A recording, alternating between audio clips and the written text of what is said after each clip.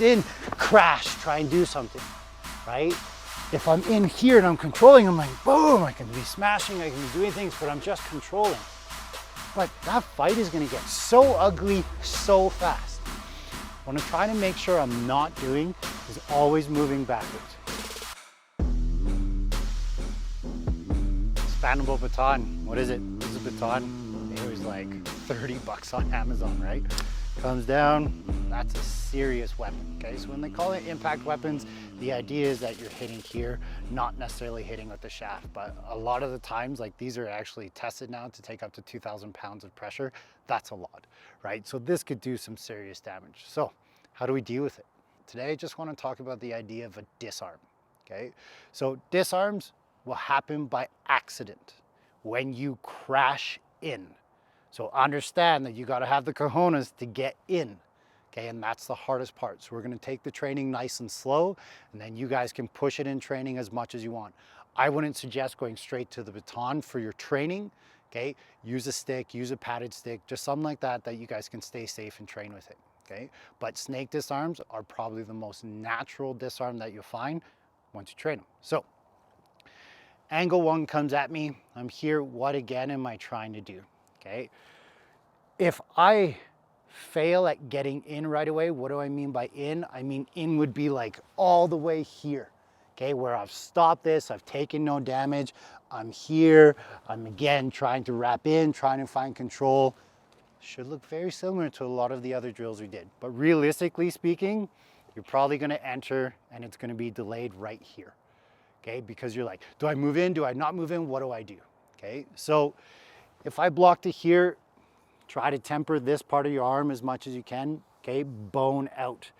Okay, this is on the inside. You might break both bones. I've shattered both of these bones playing rugby before. It sucks, okay? So this bone is fairly strong. Try and take it not on the wrist, but as much as you can to here. It might even look like this. Like you don't know. You don't know what you're naturally gonna do, right? And that's why you need to pressure test it.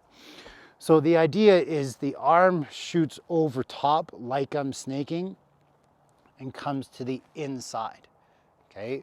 So when I'm here, I'm trying to get this in as much as I can, just like our knife stuff.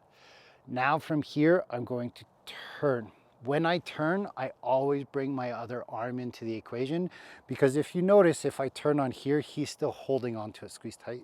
So he squeezed tight, he still holds on. He's sacrificing his balance here. That's something I would never do. That's a whole nother video though. Okay, so if they're holding on to that, that's why when I turn my body, I smash this. I don't get fancy and try and hit with my hand here, okay? Fine motor skills, go out the door. So I'm here and I just turn. If you have lots of training, like in Blintwalk, that's one of my favorite things is you grab, chamber, and smash back. But realistically, right, if I grab that from him here, I'm going back right away. I'm just putting something on him as quick as I possibly can. There's no guarantee it's gonna work. It may come at you and you may just get to this point and you're here and he's got a death grip and you hold on and now you're engaged. But look, I'm not at the fastest part of the wheel, the most deadliest part of it.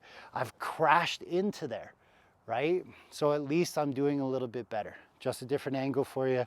Wrap in, crush through, come back and smash. Okay, so he grabs. So that's coming from an angle one, okay? My right to your left. Angle two, left to right. Still snake, still same concept. So he fires that two, there's my natural response as it comes out, okay? When I go to snake now, my left hand is gonna hold this firm. The reason why is that's gonna push something into him. That's gonna probably force them to go down, but you never know. So this hand here that took the impact off here is the snake. It comes and dips under, keep everything nice and tight, and again, turn to get out. Don't worry about grabbing it, start putting something on them because that's when the real fight's gonna take place. So when that comes, again, that's the response. Notice now this time my timing was a little bit better. He stepped in a little bit further. So now I'm not taking it off here, I'm here. Again, if I go to do my snake, I'm here, I'm turning. Well, now I'm into a little bit more of like an armbar, joint lock kind of thing, but really I just need to turn. Again, if he's on the wall, great. We've seen this in the machete video, and I like that in the machete video because it keeps the machete away from me. But if I want to disarm, or it's accidental, that's what I want you to think. It's an accidental disarm. You've still trained to, he's in, crash, try and do something, right? If I'm in here and I'm controlling, I'm like, boom, I can be smashing, I can be doing things, but I'm just controlling. But that fight is gonna get so ugly so fast.